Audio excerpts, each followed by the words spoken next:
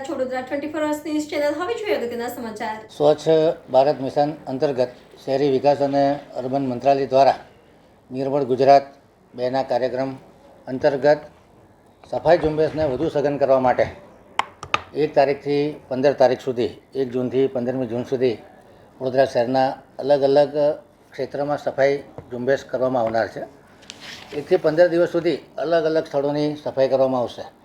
એમાં ખાસ કરીને ધાર્મિક સ્થળો હોય, મ્યુઝિયમ હોય, હેરિટેજ ઇમારતો હોય, વડોદરા શહેરના તમામ એન્ટ્રી પોઈન્ટ હોય, ફ્લાયઓવર હોય, અંડરબ્રિજ હોય, રેલવે સ્ટેશન હોય, રિક્ષા સ્ટેન્ડ હોય, જાહેર માર્ગો, મોલ, માર્કેટ, આ તમામ વસ્તુઓની સાફ સફાઈ કરવામાં આવશે.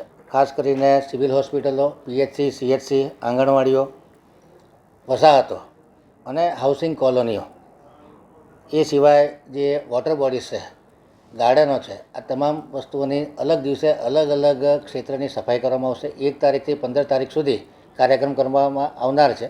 5મી તારીખે વિશ્વ પર્યાવરણ દિવસ હોવાને લીધે એ દિવસે વૃક્ષારોપણનો કાર્યક્રમ કરવામાં આવશે. એવી જ રીતે 13 તારીખે જે વડોદરા શહેરમાં એસ્પિરેશન ટોયલેટ બની રહ્યા છે એનું ખાતમુહૂર્ત લોકાર્પણ કરવામાં આવશે. લોકોની ટ્રેનિંગ કે કચરો કેવી રીતે વર્ગીકૃત કરવો એ માટેનો પણ ડ્રાઈવ લેવામાં આવશે. સિંગલ યુઝ પ્લાસ્ટિકનો ઉપયોગ ઘટે એ માટેના પણ ડ્રાઈવ લેવામાં આવનાર છે. આમ 1 થી 15 તારીખ સુધીમાં વડોદરા શહેરના અલગ અલગ વોર્ડના તમામ કાઉન્સિલરો પોતાના વિસ્તારની સાફ સફાઈ થાય એના માટે પ્રોત્સાહન આપશે, જાતે પણ સાફ સફાઈ કરશે. એવી જ રીતે દરેક વોર્ડની જે એનજીઓ છે એ લોકોને પણ અમે ઇન્વોલ્વ કરી છે, જેથી કરીને લોક ભાગીદારી અને એક જન આંદોલન તરીકે આ સ્વચ્છ ઝુંબેશને આપણે ઉપાડી શકીએ.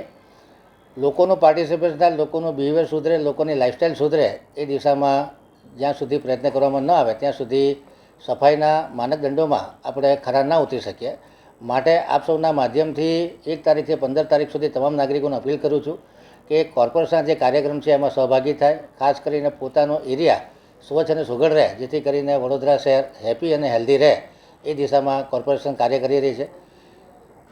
પબ્લિકનો સપોર્ટ સિવાય આ ભગીરથ કાર્ય કરવું મુશ્કેલ છે. આથી તમામ એનજીઓને અમે કીધું છે કે તમે લોકોને પ્રોત્સાહન આપો, એનજીઓની મેમ્બરશીપ વધારો.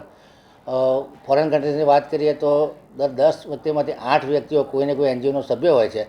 એ દિશામાં કામ કરવા માટે આજે તમામ એનજીઓ અને વોર્ડ ઓફિસરોને સાથે મિટિંગ રાખી અને એ લોકોને સૂચનો કરવામાં આવ્યા. એમના સૂચનો પણ લેવામાં આવ્યા કે વડોદરા શહેરમાં શું કરવાથી સ્વચ્છતામાં આપણે આગળ આવી શકીએ અને વડોદરા શહેર વધુ સ્વચ્છ અને સુઘડ બને.